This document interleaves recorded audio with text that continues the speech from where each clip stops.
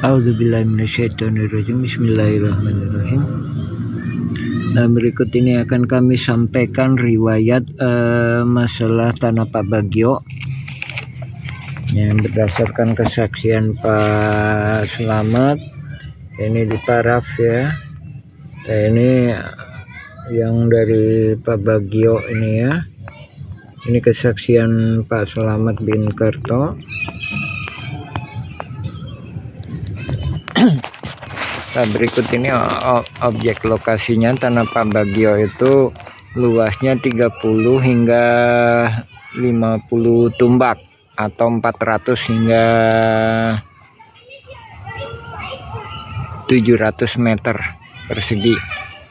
Nah, itu pada awalnya tahun 1956 Pak Bagio membeli tanah dari MW Karta dari Marsadi. Nah, tahun 1960-an sebagaimana kesaksian Pak Slamet dan Pak Unus DKM Masjid, warga dalam hal ini diwakili oleh Pak Karto, bapaknya Pak Slamet, itu kan yang paling dekat dengan Pak Bagio ya, itu meminjam tanah itu tadi, ini sampai ke sana ya.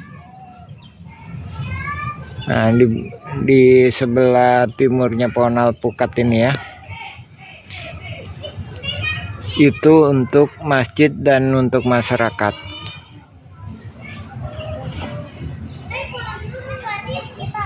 Nah, tahun 60-an kemudian inilah di masjid.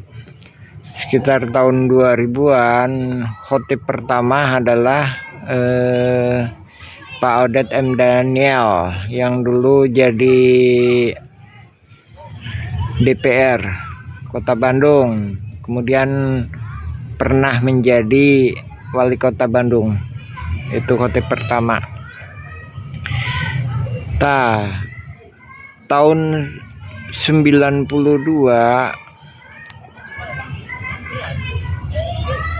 oleh Didi Koswara dijual ke Ismail Tanjung, dijual ke Iwan Surjadi dengan penunjuk batas Asep Makmun, dan juga oleh Ismail Tanjung dijual ke Iwan Surjadi dengan petunjuk batas Asep Makmun. Nah, total dari jual beli itu tadi plus hibah masjid itu 1.200 sekian, 1.200 sampai 1.300 lah ya. Padahal ini tanah Pak Bagio ini tadi kan, ini kan cuma 400 hingga 700.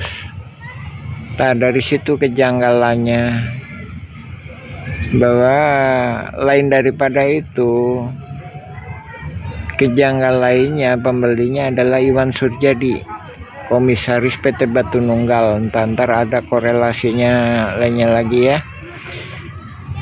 Kita kembali pada riwayat Pak Slamet. Jadi menurut Pak Slamet ini sebagiannya kan dipakai untuk masjid atau tajuk. Nah, sebagiannya lagi dipinjam yang namanya orang yang bernama Misnan teh anaknya Eong teh anaknya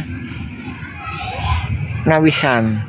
Lain daripada itu dipinjam sama Okim teh anaknya Misnan. Nah, dari peminjaman yang sebagian ini kemudian dipinjam lagi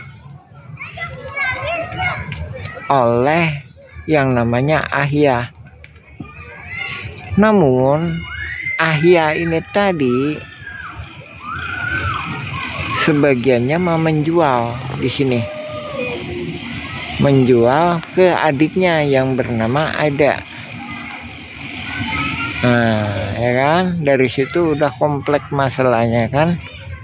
Jadi tetapkan tanahnya ini tanah Pak Bagio yang sebelah sini ya. Lain daripada itu, sebagaimana tadi yang kami sebutkan, Pak Adah ini yang sebelah sini ya menitipkan ke Didi Koswara. Sementara itu Didi Koswara menjualnya ke Iwan Surjadi. Lain daripada itu, Ismail Tanjung menjualnya juga ke Iwan Surjadi. Nah, lain daripada itu, yang sebelah sini adalah garapan masyarakat untuk fasilitas umum atau persiapan untuk masjid, bila mana tanah Pak Bagio itu tadi diambil. Lain daripada itu ada garapan individu, itu garapan saya Muhammad Basriaman. Lain daripada itu, sebelah timurnya ini batas-batas itu ikut ke tanah masyarakat adat, fasilitas umum tanah masyarakat adat ya. Itu tadi ya, balik lagi ke ini ya. Jadi riwayat ini berdasarkan kesaksian Pak Slamet. Nah, adapun kesaksian Pak Slamet kami tuliskan. Kemudian beliau memarafnya pada bagian atasnya, kemudian bagian bawahnya ya. Ya, alhamdulillah. Ntar kita sambung lagi. Nah, berikut petanya ya. Petanya ini yang atas nama Ismail, yang dari Ismail Tanjung, Iwan Surjadi. Jadi banyak kejanggalan ini. Nah, kejanggalan lainnya lagi banyak ya. Ini kejanggalannya ini. Nah, ini luasnya kan menurut keterangan Pak Slamet, Pak Unus kan cuma 400 meter hingga 700 meter atau 300 tumbak hingga 50 tumbak. Namun begitu dijual oleh jaringan ini malah lebih luas gitu ya. Nah, ini oknum-oknum ulama, oknum-oknum tokoh agama, Thomas dan Toga ini menyepakati wakaf ini. Padahal ini balik lagi ya, tanah Pak Bagio ini. Jadi ada modus-modus disetujuinya wakaf itu. Kita sendiri terus terang nggak berani menyatakan itu wakaf. Kita sebelum itu ingin hendak melaporkan dulu ke pemerintah gimana baiknya.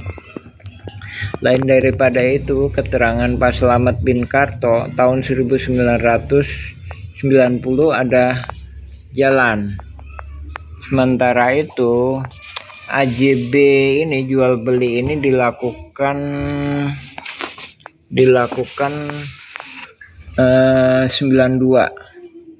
Nah, di sini dia mengklaim sampai sini. Nah, mengklaim sampai sini. Ya kan?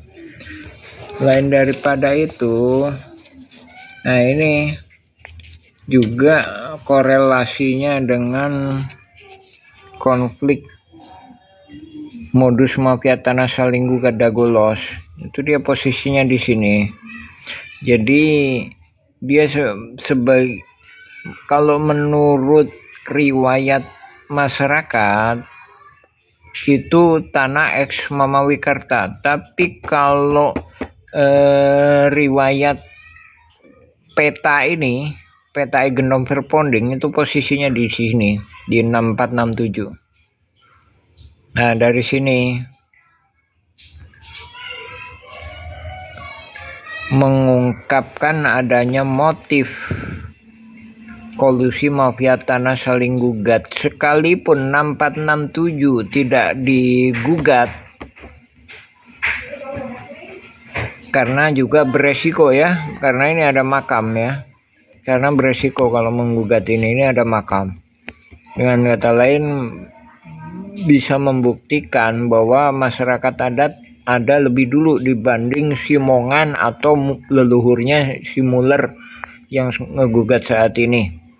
Jadi dengan kata lain semua pihak akan kalah. Lain daripada itu, nah ini Iwan Surjadi, Komisaris PT Batu Nunggal. Sekali lagi yang menyebutkan Komisaris PT Batu Nunggal itu jaringan mereka sendiri, kelompok mereka sendiri. Dalam hal ini Bob Nainggolan pun dan rekan menyebutkannya, ditulis ya. Di sini, nah di sini kan. Sementara 3742 di sini. Begitu 3742 jatuh dalam artian baik itu penggugat maupun oknum tergugat mendapatkan kemenangan, ini kebuka. Big bossnya ini kebuka.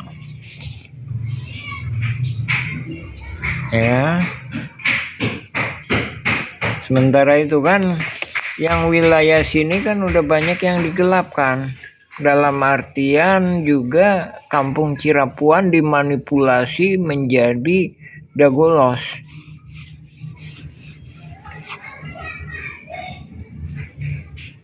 Sementara itu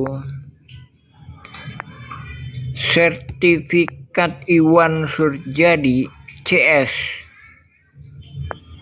baik yang 868 maupun 270 atas nama Didi Koswara atau Iwan Surjadi, atas nama Iwan Surjadi atau Ismail Tanjung,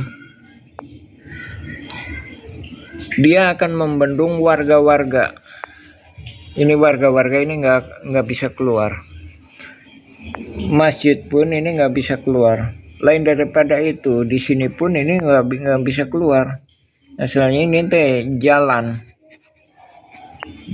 yang di ini, yang diklaim oleh ini yang 80 meter ya, ini jalan. Sebelum itu pun keluarga ahli waris Tommy ini nggak bisa keluar. Sehingga dia terpaksa lewat sini, membeli lahan di sini. Dia menjual lahan sekitar 84 tumbakan untuk membeli lahan di sini.